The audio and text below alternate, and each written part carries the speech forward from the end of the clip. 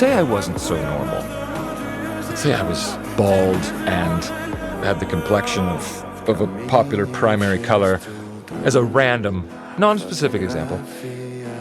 Would you still enjoy my company? Of course. You don't judge a book by its cover or person from the outside. Oh.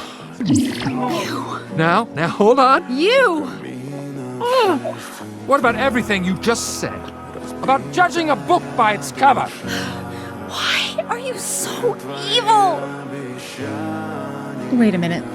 Oh, I don't believe this. Do you really think that I would ever be with you?